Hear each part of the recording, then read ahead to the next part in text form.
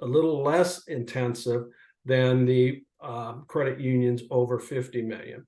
The third area is core plus statements, which contains optional examination elements specialists. And what that means, if there's some merger or acquisition, if there's some exam issues from last year they have to take up, or if there is some data breach that has happened with any of these small credit unions or the large credit unions, then you move to the core plus statements. So those are the three exam level statements that you should be seeing from NCOA. And like I said, as I mentioned, Georgia, Florida, and Alabama are starting to adapt these, but they haven't fully adapted those. So the new exam tool called the Information Security Exam Tool, ISE, as I just mentioned, those are outlined into three core areas that you need to look at depending on the size of your credit union and the complexity and the risk of your credit union. One thing to note here, replaces your previous questionnaires and your ACET. If you remember ACET, which was introduced 3, 4, 5 years ago by NCOA, which is your automated cybersecurity evaluation tool set. But the examiners are going to be using the ISE. Now, there's a commentary associated with ACET, which I've been in conversations with NCOA about, is they still highly encourage you, okay, even though there is a new exam process, to still use ACET tool if you're currently using it. Just don't throw it away. It's just not going to be a part of the exam process. The difference, and if those are familiar with the ACET, is it quantifies and evaluates your maturity level from your controls, both from an external perspective and an internal. It's a great planning tool. It tells you, like, there's several levels, and what we try to do with our clients is make sure they're at least hitting the baseline requirement. What we've also seen in Florida, Alabama, and Georgia is that some of the states actually like to see ACET as a part of their exam. So the point here, there's 2 points. NCOA has come out with the new exam process, ISE, but ACET is still in play. Like I said, some of the states like to see it, and our recent exams helping state chartered credit unions, they want to see the ACET results as well. So don't throw it away if you're currently using it. And like I said, it's a great management and planning tool from a maturity perspective on where you are from a information security, cybersecurity perspective. Along with, as we all got comfortable, as comfortable as we can with examinations, with the new information security tool, there's going to be a whole new updated document request list. So even though a lot still comes into play, there'll be additional documentations request, and there'll be a pre-exam update as well. So when you get the call from your NCOA examiner, okay, he'll give you the information and how to prepare for that prior to them starting the examination engagement. This is all documented in the NCOA letter, cybersecurity. And by the way, we have at the end of our presentation a resource slide, which you can link to and go to that letter as well, to tell you more about what this new examination tool is all about and what the 3 categories are all about. And they even isolate what the control points in the document request list as well. So that's number 2 from a compliance perspective, supervisory priorities and the exam tool. Now we move on to the new incident response rule. That was the NCOA letter last year. It is effective September 1st and of last year. And it basically isolates your new cyber notification rules and your incident reporting, and establishes a minimum time to notify NCOA. That time frame is 72 hours, and it provides clear examples. The takeaways from this is you need to make sure your incident response plan has been updated to include the requirements of this new rule, and also very highly scrutinizes from a vendor management perspective to make sure your vendors are following this rule as well. And what this means is we'll go back and look at your contracts with your vendors and present them to them what your requirements are. Again, what this applies to and who this applies to is obviously all federally chartered credit union, but also all those federally insured by NCUA as well. Again, there is a on our resource page, we'll have a link to the documents. I have recently received from NCUA, there's multiple bulletins that came out on this. We put together with NCUA a little workbook on that has all the rules and all the reporting requirements and examples as well. One thing I might mention here, and hopefully, and we'll cross our fingers that you don't have to report a breach, meaning you don't have a breach. Typically, your service vendors are not obligated under this rule.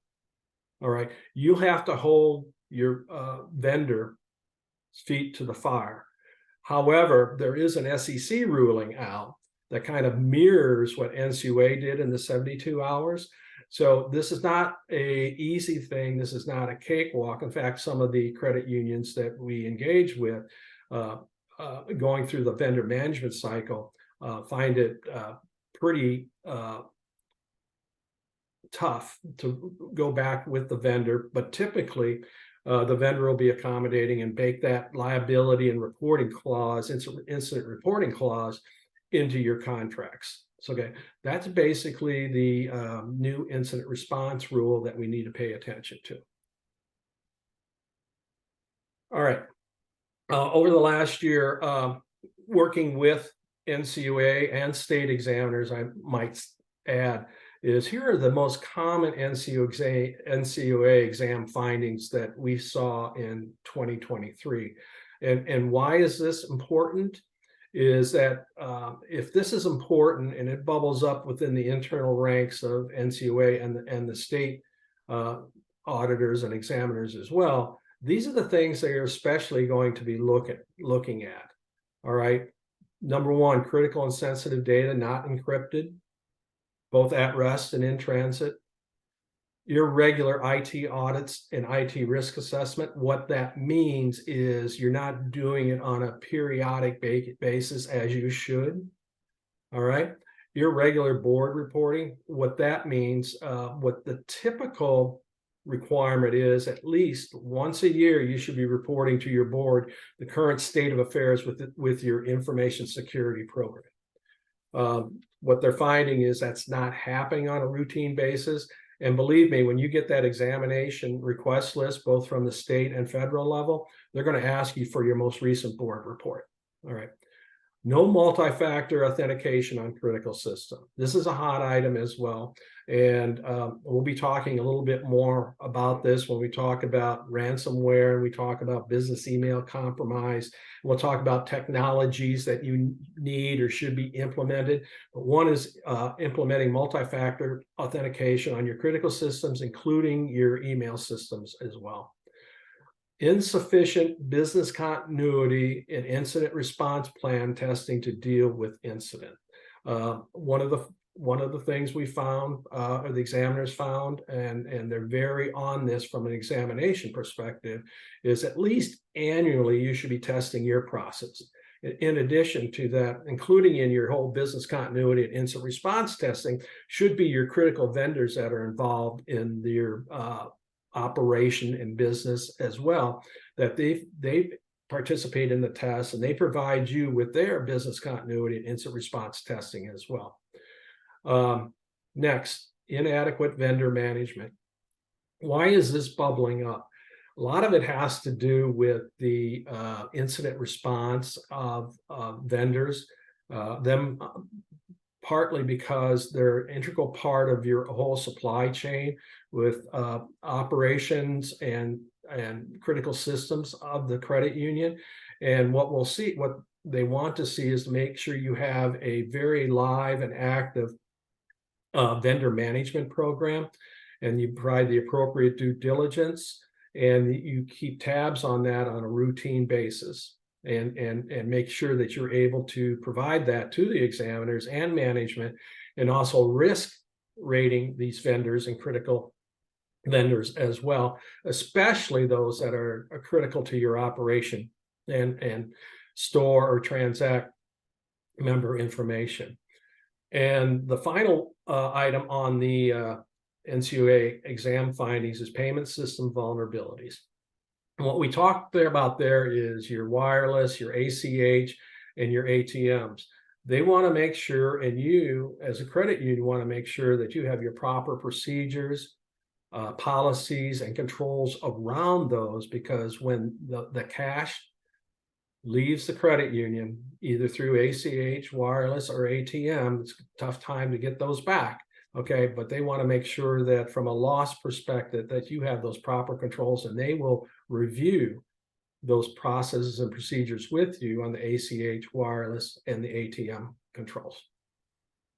Next. All right, so what are we looking at here? These are the top 8 cybersecurity threats that we're seeing, the 3-letter agencies are seeing, NCUA, the state's seeing, your service provider, your managed service provider. These are the top 8 cyber threats that we want to make sure we have on our radar. When I say we, collectively, that we have identified the risk to the credit union and to the members on how we can make sure we can protect our members and our data and mitigate the risk to the credit union.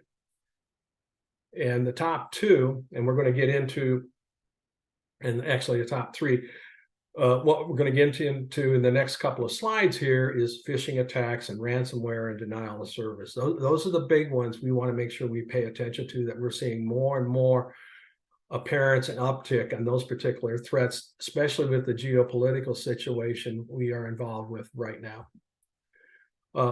This is an interesting slide, which from a management and mitigation of risk perspective, what we see out there, and this is data reported over the last, over 2023 of incidents reported, is that 83% of the breaches involve external actors. Okay, somebody from the outside getting into our network. 74% of those reported breaches involve the human element, which means somehow, some way, versus phishing, social engineering, they have compromised a human being somewhere, whether in our credit union or in a vendor credit union, that they were able to gain trust and credentials to our system and network, which leads us to the next bar graph, which is the 49% of the breaches involve credentials, meaning they actually get the credentials and actually have access to the data and actually institute a ransomware attack on our credit union.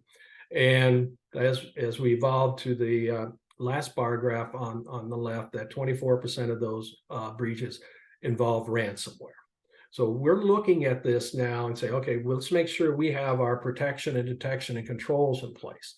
So what we're doing here and what we're talking about for the next couple of slides, and I'm checking time here, Dave. Okay, for the next 5 minutes, we're going to talk about your current threat environment. So what we have identified and what NCUA has identified and the leading experts in the industry have identified is these are the 2 things we want to pay attention to. Okay, ransomware and business email compromise. All right, here's effective cybersecurity practices and defenses for ransomware. As Dave mentioned in the opening segment, you'll be able to get a copy of these slides and these checklists. But these are the basic things you should have in your ransomware protection program, okay, to help mitigate the risk of ransomware happening to your credit union. The training and testing, valid tested backup and discovery processes, make sure your systems are updated, okay, so they're not vulnerable. We talked about data encryption being an attack vector. Make sure you're doing routine system vulnerability testing and pen testing. Make sure you have a social media policy and incident response policy that's updated and what the requirements are for the employees. Make sure they follow. Make sure you have updated antivirus, anti-malware, and data leak protection on your systems and network. We're seeing this next one more and more, user access audits. And what that is, that's an internal audit program that makes sure you know from an employee perspective what systems your employees should have access to because of turnover, changes, promotions, transfer. Those access controls, access audit can change. And what they want to see is make sure that you're doing at least on an annual basis that you're auditing your employee access of key systems and make sure that they're accessing the system. And this not only pertains to your in-house system, but also your third-party systems as well. Make sure you have a cybersecurity data breach insurance policy in place, and you have log and security incident monitoring and alerting, and you perform a ransomware risk assessment. Let me circle back a little bit to the cybersecurity data breach policy. I'm sure by now, so over the last couple of years, we all have a policy in place. What we're also experiencing is those are tougher to get. All right. And in some of the incident, meaning because of all of the increased claims on business email compromise and ransomware, the thresholds of you qualifying and the controls the cybersecurity insurance companies are asking for and the costs are increasing. So be prepared for that. And we're going to talk a little bit more about this. The other thing I would like to mention here is one of the things, if you do have a breach and you place a claim to your cyber data breach policy provider, they're going to want to make sure you have all your proper controls in place before they'll pay out. And so that's why it's important to have these controls, and we'll run over a couple more here in a bit in the next couple of slides. All right, business email compromise. Still relevant and prevalent after 3 years, increased social engineering fraud, and there's alert out there, NCUA cybersecurity alert that came out containing this. What you want to do and what this is obviously when you somehow, some way your email has been compromised and all of a sudden your email is going out to your whole contact list and maybe even accessing your OneDrive, that it can get access to information and also start requesting payments, okay, and money transfers that aren't legitimate because they've compromised your email. So what the business email compromise and what that security alert that came out from NCUA is make sure you have multi-factor authentication turned on your email system. Make sure you do your social engineering audits, tests, and training. Make sure you keep your staff online presence low. I know that's tough, but as required. That goes back to your user access audit, making sure that only those people, okay, that need to have access to the internet are those people, and make sure you put the requirements in of what the appropriate use is on the internet access. Enable your browsers to block malicious websites, implement trusted IP address requirements, and make sure you train your executive and payments staff on what these threats and compromises could be like, and make sure that they second guess before they go ahead and send a wire, ACH, or on your branch audit procedures, make sure you're looking for those skimming devices out there on your ATM machines. All right, a couple more slides and I'll turn it back over to Dave. So this is from Gartner Group, and this is top strategic technology trends for 2024. We would like to pay attention to this. The leaders in the industry, meaning both the technology and the cybersecurity industry, like to pay attention to this because we need to know what's coming up and how we need to prepare for it and how we need to protect our members and our credit unions from this new technology wave that may be coming, and making sure we've done all the appropriate due diligence before implementing it at our credit union. And as you can see, AI is a big thing in the top strategic technology trends for 2024. So what do we do with AI? All right. First of all, we have to figure out why we want AI. What we're seeing from an implementation perspective is loan underwriting is starting to implement this, and member services is starting to implement this.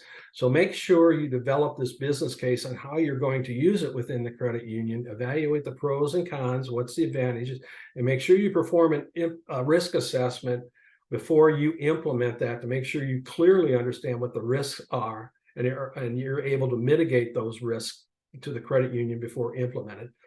Be careful using member information. A lot of these things that the technologies and solutions that are coming out of the AI world, could be by chance infiltrated by cyber criminals. So be careful how you're using member information. The first thing is try not to use member information, and at least as you're rolling out your IA platform. Make sure you've updated your policies on the appropriate use of artificial intelligence. What that means, if we have in our audience today, so we don't have an artificial intelligence strategy. Well, you need to get a policy in place that says, okay, we do not authorize use of AI within the credit union. At least do that. If you are using it, what is the appropriate use for AI within your credit union? And please, please, please do your due diligence on working with your AI partners on there, and make sure they're doing all the right things from an implementation and protecting member information as well. All right, this is a long slide. And why is this important? Compliant information security program. It's important for a lot of reasons. When I say a compliant information security program, this is your Reg 748 A and B that NCUA looks at and the state looks at, and this is what they gear their examination programs on. And we've touched a lot of these. I'm not going to go bullet by bullet, but again, you can get this when you request from Dave a copy of the slides. But these are the things that you need to have in place to make sure your information security is compliant. In addition to that, I mentioned cybersecurity claims.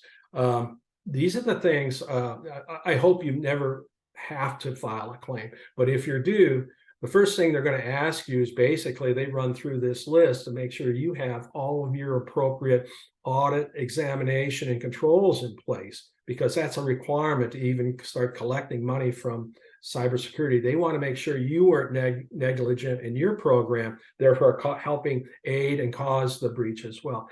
The other thing I want to mention on this slide, what we're seeing more and more, especially if you do instant issue on credit and debit cards, is PCI comes into play, all right, as a compliant information security. So if you're doing instant issue, particularly if you're doing instant issue, we need to pay attention to PCI compliance as well. All right, session takeaways. Prepare for your new cybersecurity notification rule. Prepare for your new NCUA exam procedures. Prepare for ransomware and business email compromise threats. Prepare for AI and be vigilant. And you will get this poster when you get our slide. It's a nice little reminder that you can send out to all your employees. Is think before you click, and you'll help mitigate some of the risk, okay, associated with ransomware and business email compromise and other threats as well. And as a concluding statement, this is what we all have to understand. The 4 truths about cybercrime. Nobody expects to be a victim. You're probably not going to get your money or your data back. The cyber criminals probably won't be caught if recent trends hold true. And majority of your cyber crimes can be prevented. And here's our resource list that you'll get with our presentation that covers all the reference points during this presentation that I've made. And thank you. And if any questions come up, we'll take questions at the end. And I might want to mention this is if we don't talk before SCUSY in Orlando, we'll see you in SCUSY, at SCUSY there, and we can talk there. Dave, all yours. Thank you, Jim. Moving forward, our next presenter is Daniel Cohn. He is the solutions architect with Dynamic Quest. As a previous owner of a managed IT services company providing Fortune 100 class IT consulting and managed services to small and medium-sized businesses, Daniel acts as a universal translator between the client and different teams within Dynamic Quest, speaking the appropriate language of each group and ensuring that Dynamic Quest solutions meet all the client's needs and deliver the best possible IT experience. And with that, Daniel, take it away. Thank you very much. Very much appreciate our partnership with Leverage and with the League of Southeastern Credit Unions. We're going to be talking obviously about cybersecurity, more from the technical side, but still at the executive level. I'm not going to go deep into the bits and bytes here.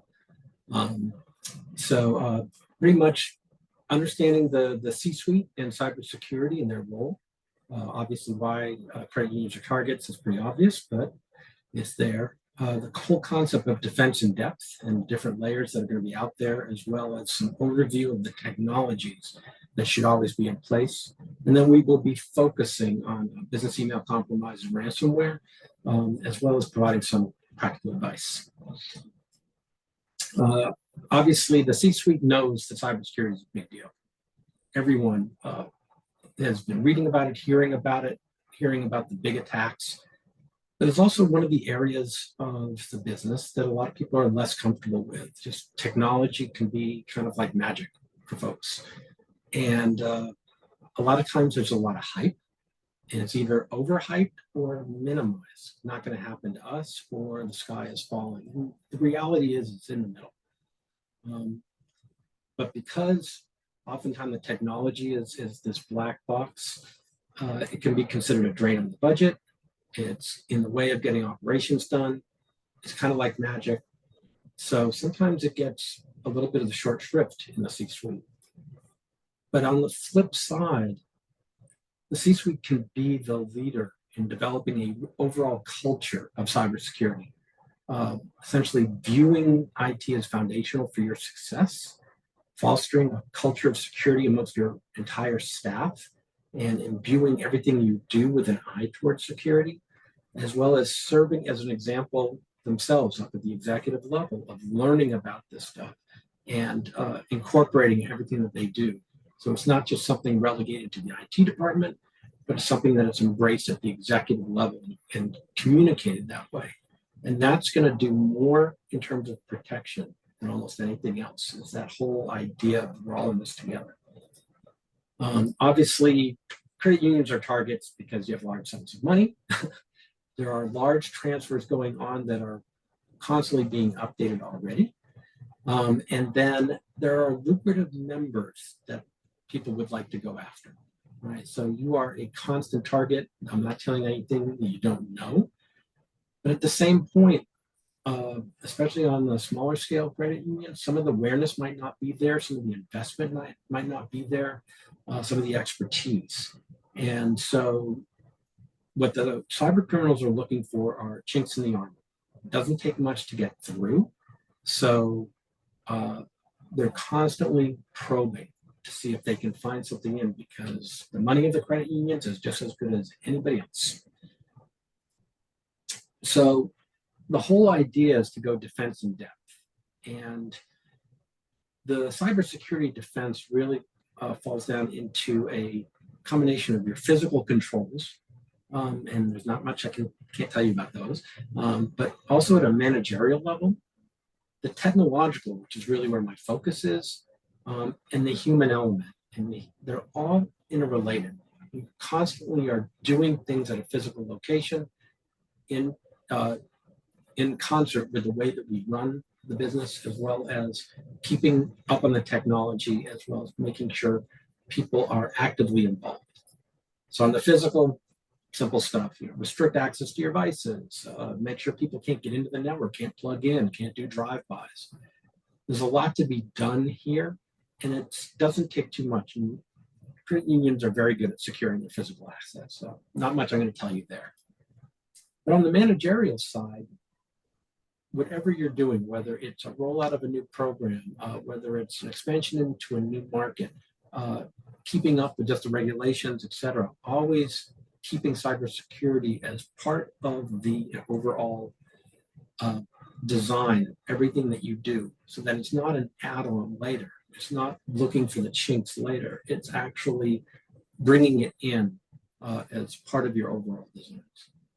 And this includes everything from just the culture of security all the way to your incident response plans and your disaster recovery plans.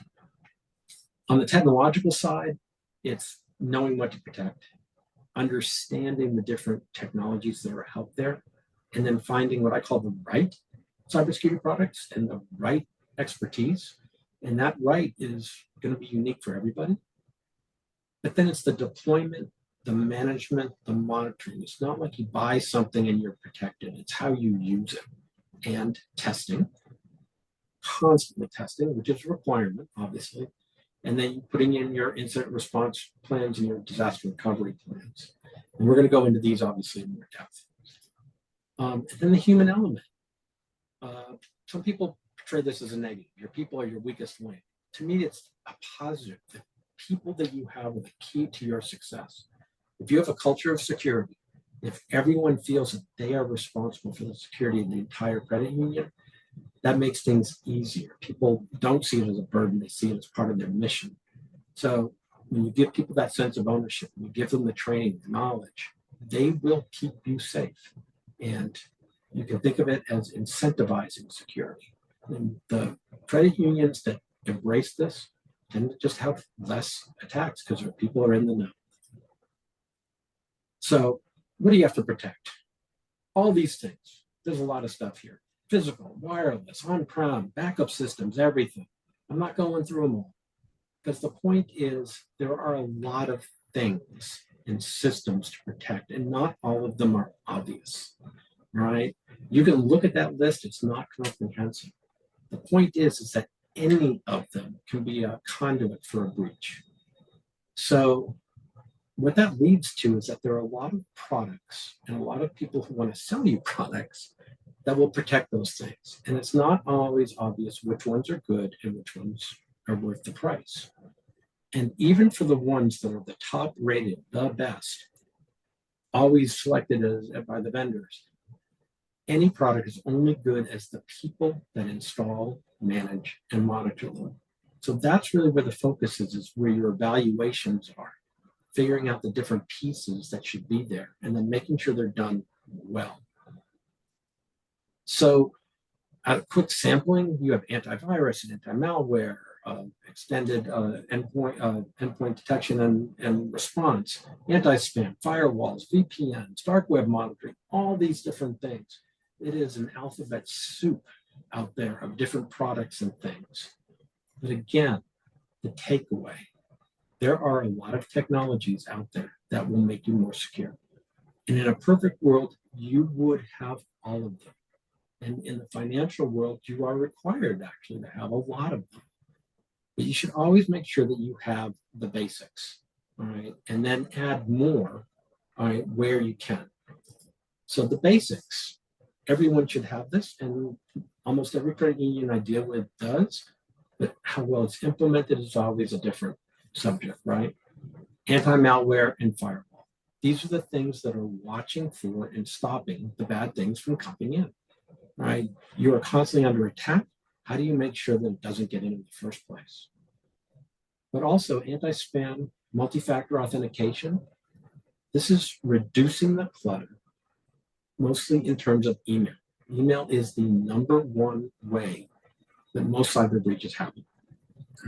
So it's the way to protect, to make sure that bad stuff doesn't come in from that, it's screened, and that it's really you when people are accessing the email. DNS filtering sounds, don't even know what it is. What it means is that when you try to go out somewhere on the internet, this says, am I going to a site that is known good or known bad? And it's constantly being updated. And we want to make sure that people can't go to places that they shouldn't go. And therefore, this stuff is the number one way of blocking ransomware. We're going to get into that. Dark web monitoring is your canary in a coal mine. If your credentials are out on the dark web, people can start to breach you. So this is a quick way of finding out. Continuous maintenance and patch. Keeping your systems up to date. And this is the number two thing. Or if emails are number one, number two is having unpatched systems that are exploitable when they could have been fixed. Monitoring alerting, this is where a lot of credit unions don't necessarily have what they need. Oftentimes they're getting that from third parties. It's keeping a watch all the time and then determining what's real and isn't. Making sure you have good backup, the ultimate defense, like it never even happened with the apologies and tip of the hat to ServPro. And then security awareness training, again, for your people. So let's focus a little bit on business email compromise because it's getting a lot of attention today. And originally this was pretty simple stuff. People would send out fake emails and convince you to give away information or change account numbers or send wires. But they were often easily recognized. You looked at it, the links didn't look right, all that sort of stuff. So better technology was preventing that. But it's big business. People are losing literally millions and billions through this. And so now it's very sophisticated. If you think something like Ocean's 11 and those sorts of movies, people are surveilling their targets, really getting in and knowing who the people are and making it so that it's very convincing. So what's happening with this is that they're identifying their targets and then spending a lot of time grooming them. Once they can get some sort of compromise in, once they can start to follow the emails, they learn how people, what their vacation schedules are, what times their meetings are, all these sorts of things. So they really, when they actually try to pull the actual heist, they are able to make it very convincing, even using things like AI deepfake videos and voice. And when they go, they do a wire transfer offshore and they abscond with lots and lots of money. So technologically, you got to watch out for those initial breaches. And that's where dark web monitoring is really going to help you. What's called email domain verification, making sure that emails from your own people are thoroughly proven to be themselves using various technologies. Robust anti-spam that's really looking for spoofing, and multi-factor authentication. Everyone talks about it, but only 38% of all Microsoft 365 accounts actually have it turned on. Something that should always be there. And then on the advanced side, using what's called phish-resistant multi-factor authentication, making it so that the cell phone isn't the weak link, so that people can't actually add in their own verifications.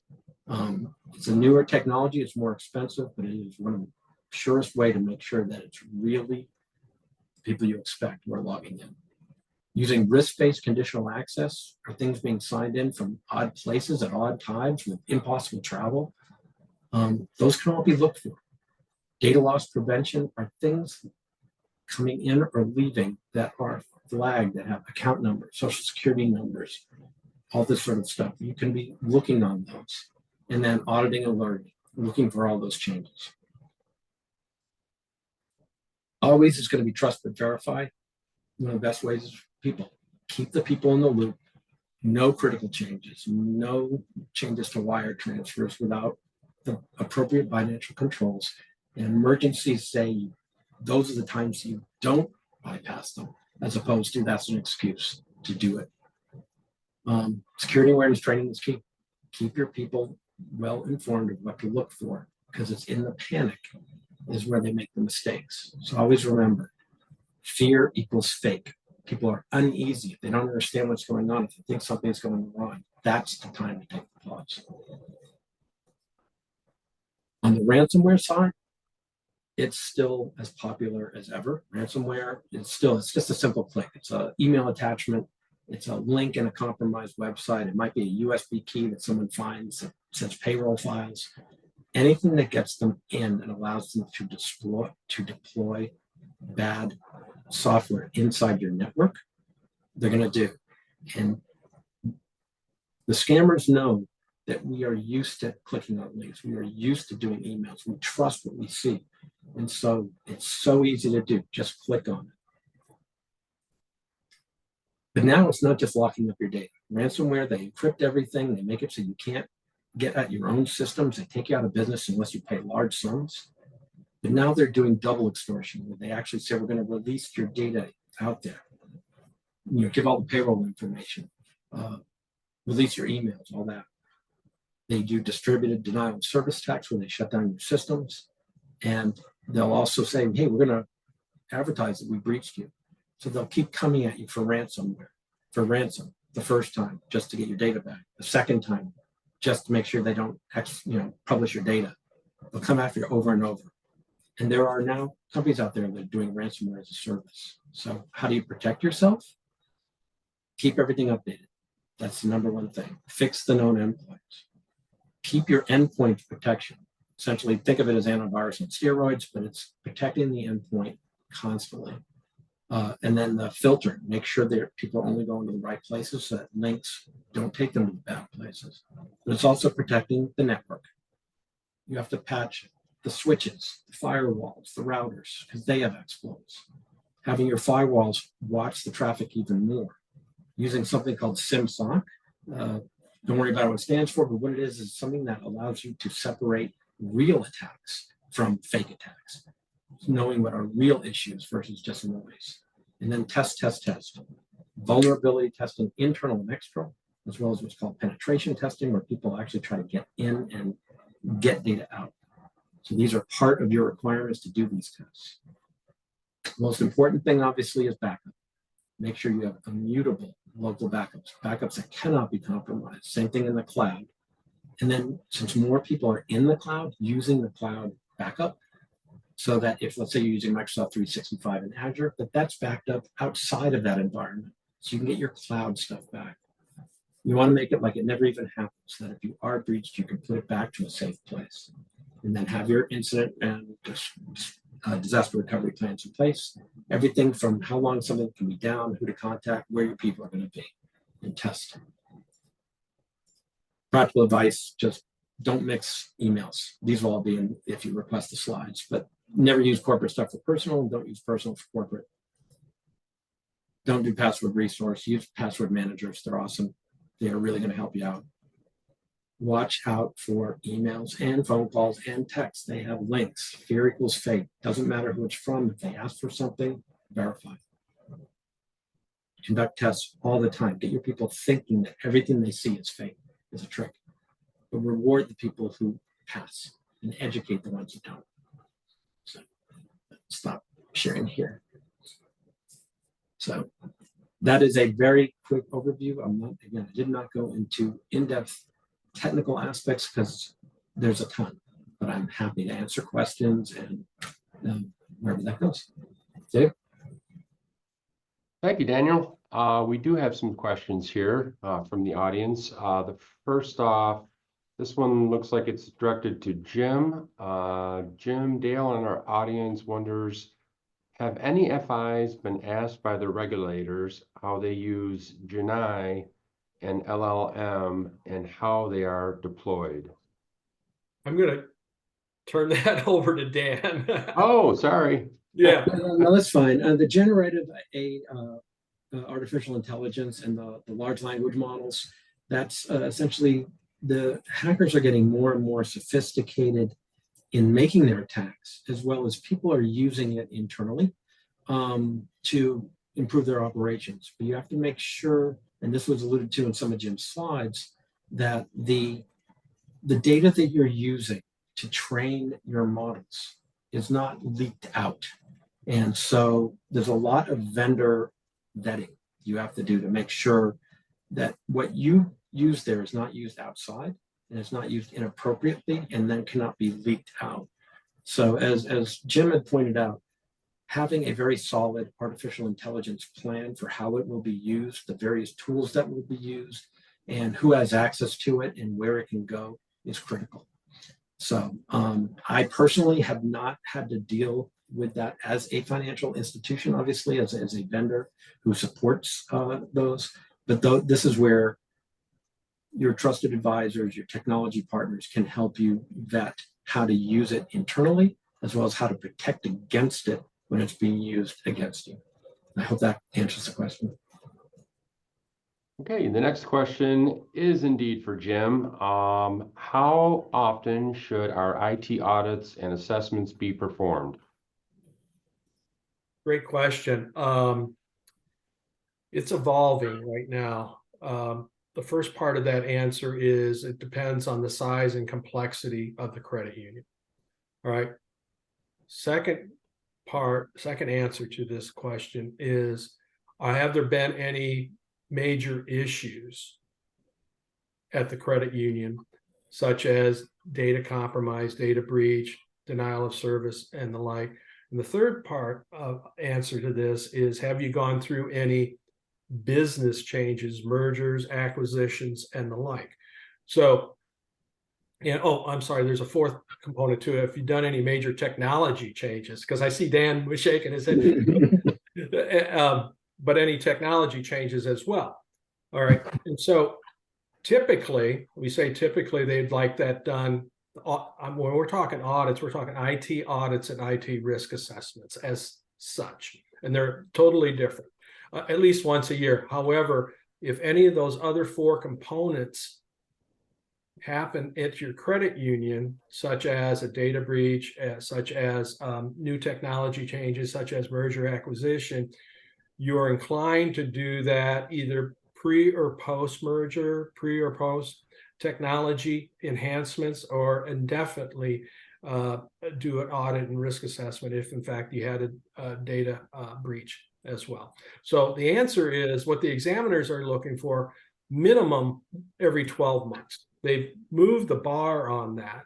Okay, for the smaller credit unions, 18 months. But now we're seeing pretty consistently that they like to do it every 12 months, unless those four scenarios that I pointed out are in play in your credit union. Then you have to do that a little more often, or at the time of the incident.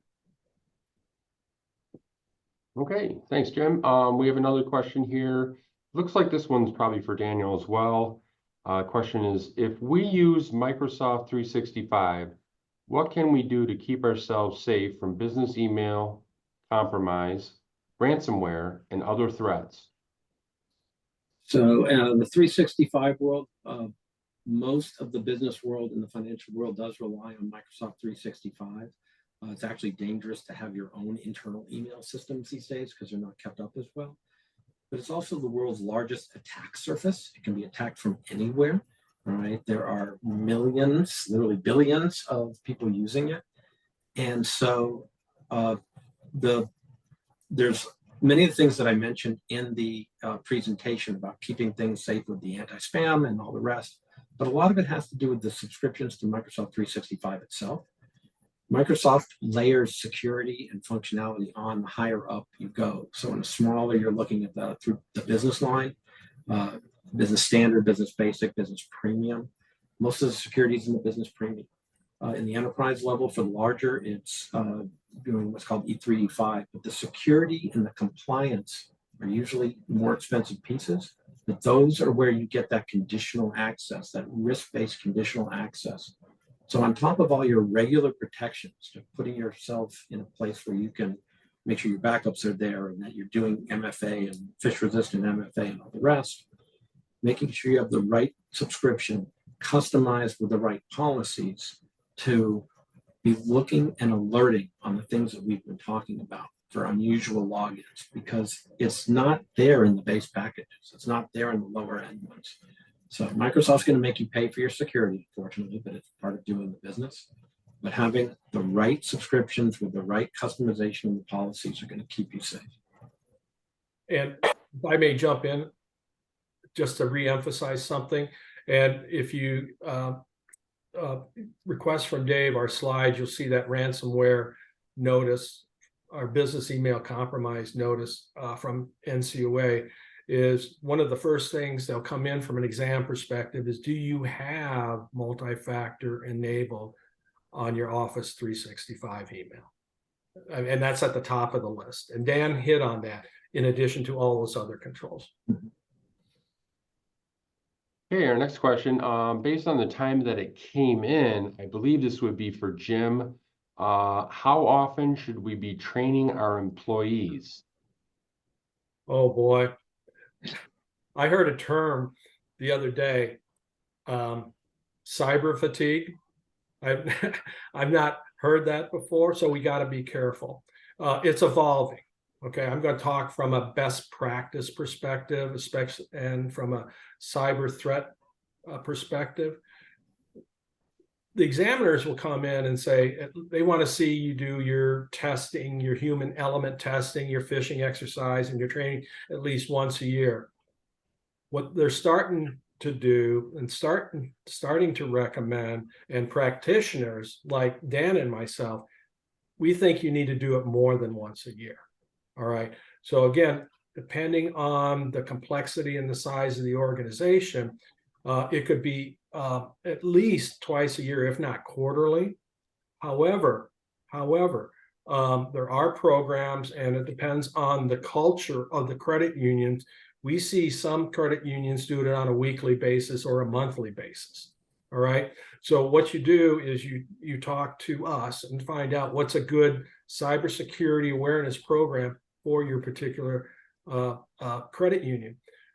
And why I brought up the term cyber fatigue, we started seeing this at a couple credit unions, that if you get inundated with training and phishing tests on daily and weekly basis, you kind of go, oh man. So the timing's got to be right and the message has to be right. So you need to work with your cybersecurity training program advisor to do that, to implement that.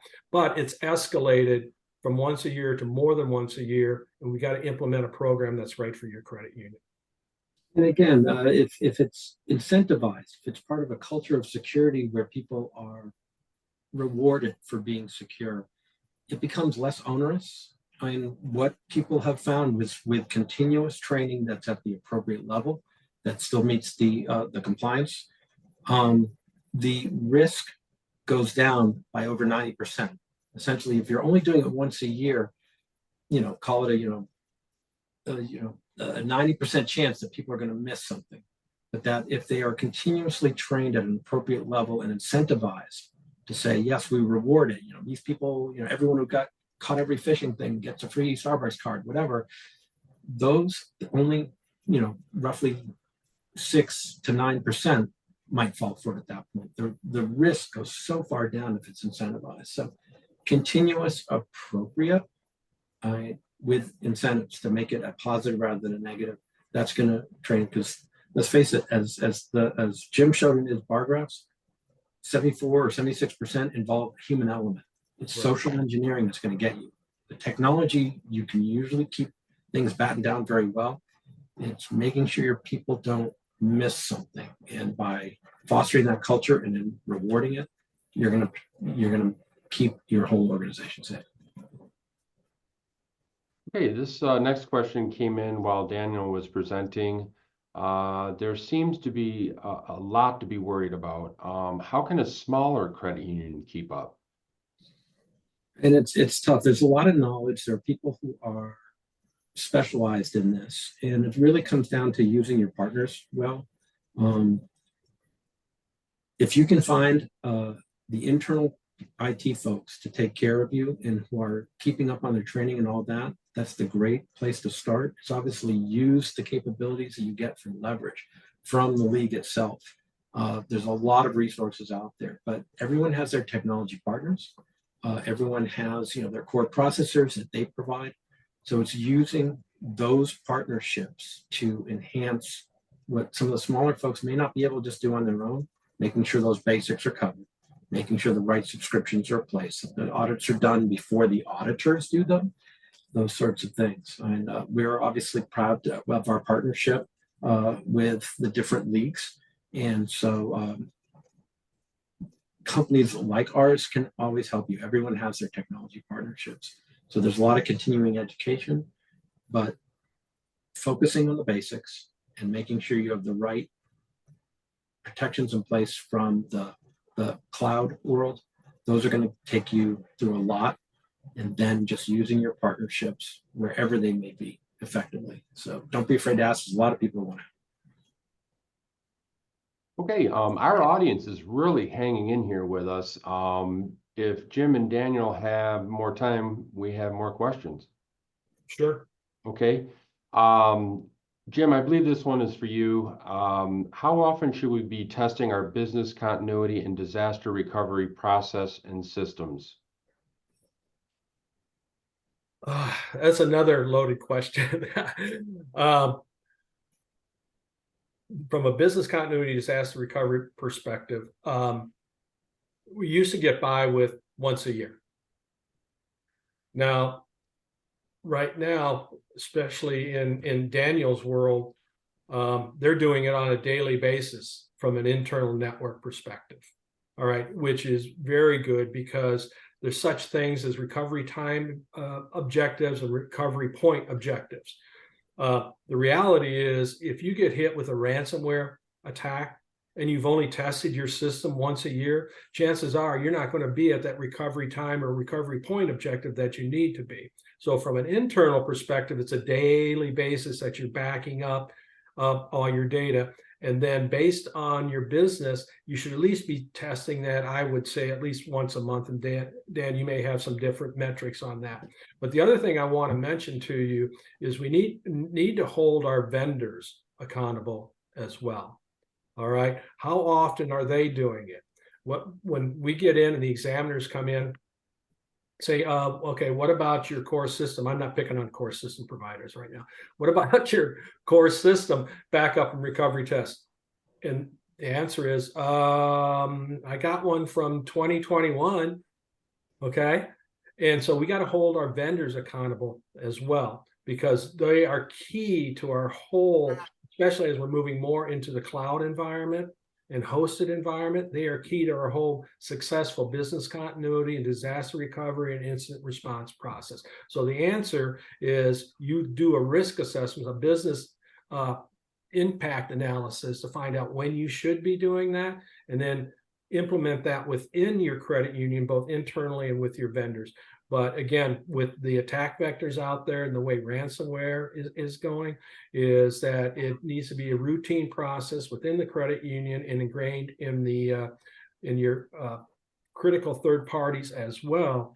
And there's an activity that's called business impact analysis that helps you determine what the systems are, recovery time objectives are, recovery point objectives are, and when you should be backing up and when you should be testing those systems. Dan, I don't know if you have anything else. Just what I'd add to that is, obviously, whenever there's a major business change, merger and acquisition, a new regulation, et cetera, you have to adjust for that.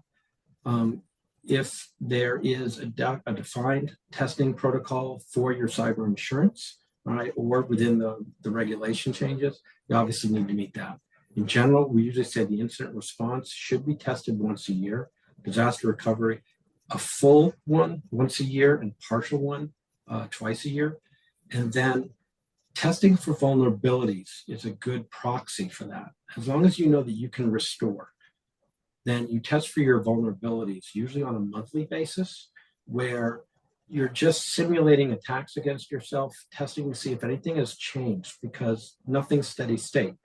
So as long as you're constantly testing yourself to make sure that your vulnerabilities are constantly being addressed, either by your own folks, through your partners, et cetera, then that's a good proxy for knowing that, all right, I know that I'm safe, and therefore I can feel more comfortable with a more relaxed full test regimen. So they kind of go together. And then obviously a pen test, a penetration test. You want to actually have someone, usually a third party, outside of your own folks, outside of your providers, do a full-on, let me try to attack you and see if I can get in. You better to know from your own red team, so to speak, than from a real hacker. Okay, again, our audience is really hanging in there. Let's continue on. This question looks like it would be for Daniel. Doesn't my core processor keep me safe from these threats? Question mark. And that kind of goes with what Jim was saying. Core processor should be able to demonstrate and document for you that they are meeting all of these targets, but they usually only make recommendations for what's outside of their control. All right. So you are responsible for making sure that people who are, using mobile devices or coming in from home, third-party services, that those are locked down. usually the core processors will say we only allow certain types of access, et cetera. So they're going to keep you as safe as they can, but they can only be liable for what they can control.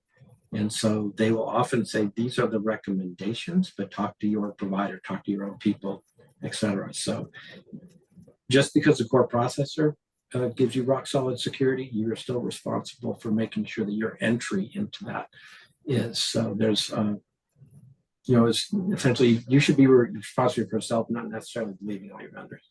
Trust and verify. Okay, this next question is for Jim. Is ACET a risk assessment tool? Oh, boy. This is bubbling up quite a bit. The answer is no. It is not a risk assessment tool. When NCUA introduced that as their examination tool, is basically to measure how well your controls meet the maturity level that they've designated within the tool.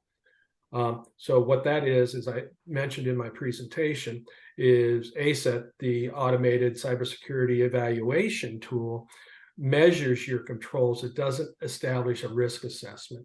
So in the perfect world, you're having IT audits, okay, you're having IT assessments, you're having IT risk assessments.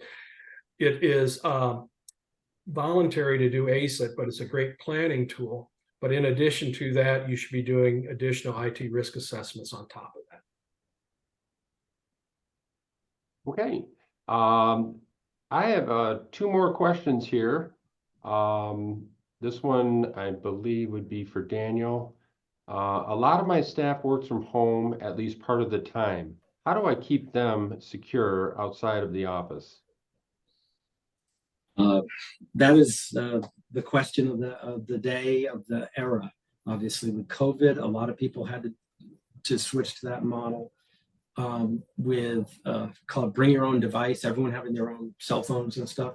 That comes in. The world is very remote and decentralized now, and people need it for recruiting folks to have a more work-life balance and all. So there's lots and lots of reasons people are doing not within the organization, inside the network access, but they have to be kept safe. So normally it's controlling and managing the devices that are out there, as well as controlling and managing the connections and how they get in, knowing that they are untrusted, call it zero trust, where everything that comes in has to be doubly verified from where it's coming from. And you get that from that whole defense in depth from a technology standpoint of using the right endpoint and network access controls and technologies, and designing them, saying, I don't trust my own people, right? So phish resistant MFA, only allowing connections from certain places, registering personal devices, controlling them with what's called mobile device management, having all those policies added in. So it's a huge burden to the IT staff. It's a huge additional piece to be looking at on what you're going to allow. It's a cost, because if you want to control it all, then usually you have to provide the hardware and the software. And if you're going to allow the use of personal devices, you have to have appropriate policies. What's the expectation? Can I erase them? All that sort of stuff. So there's a lot to think about. Your technology partners can help you navigate that. It's because of COVID, there's a lot of experience on that now. And a lot of credit unions are catching up on there. A lot of them were very restrictive, and they're not trying to be more permissive just to keep good people. So there's a lot your technology partners can help with, but these subscriptions, these technologies, they can protect you even in that decentralized model. All right, and it looks like we have one final question. I believe this is for Jim. What are the record reporting requirements for the new incident response notification rule? I'll start it off with, if you reach out to Dave or reach out to me, I'll send you the full document. Okay. But from what our experience is, it is not elaborate. Okay. They're looking for a few line items, who you are and nature of the incident. Okay. And when it occurred. All right. And if you have any type of idea of the impact on your member data. The other thing is and it's very simple. And of course, what we've seen the state now, if you notify NCUA within 72 hours, and again, in the letter itself, it itemizes what constitutes a breach, which is very good because in the past we didn't have any idea. Okay, so now they kind of enumerated, here's the 4 or 5 things, okay, that if these things happen to your credit union, if these things happen to your members' data, then you are required, okay, to report it within 72 hours to NCUA. And like I said, the states are hopping on the bandwagon too, say, if you report it to NCUA, you need to report it to us as well. Where the rubbing point is, and I mentioned this in the incident response rule dialogue, is that typically your vendors are not, and QSOs are not required under NCUA law or regulation to report. You have to hold their feet to the fire. All right, and say, okay, we're including you in our notification to NCUA that we're having a problem with this vendor, okay, that could have exposed member information. And that can sometimes gets to be a testy conversation, but if you do your good job on your vendor management and vendor relation, it should not be. And one of the big takeaways, I think I mentioned this in the incident response piece, is you should be reaching out to your vendors right now, if you haven't already, saying, here's my obligation, okay, to regulatory. We need you to abide by these regulations and notification rules as well, and update your incident response program and policy to make sure you're in compliance. Red flag, if they say, no, we're not going to do it. Uh-oh. Okay, what are you going to do? Okay, you know what you should do. Okay, that if they're not going to help you, remember at the end of the day, you're responsible for all your vendors. Okay, if they have a breach, you're responsible to report it and mitigate it. You got to hold your vendors' feet to the fire. But the big thing here is, like I said, reach out to Dave, reach out to me. We'll send you this nice little portfolio that NCUA has put together on what the regulations are and how you report. And there's a form as well. All right, and that was the last question. I'd like to wrap things up here real quickly. I know we're a little over noon here, obviously. Thank you very much to our presenters, Jim, Daniel. Your time is very valuable, and the information was just as invaluable. I want to thank our audience for really hanging in there with us. Obviously, a lot of interest here. And also, I just want to let you know that the next Learning with Leverage webinar is on Tuesday, February 27th, again at 11 a.m. Eastern Time, and it's titled Key Findings in Compliance Audits. So with that, I'll wrap things up and wish you all a great rest of your day. Thank you. Thank you, everybody. Thank you, everyone.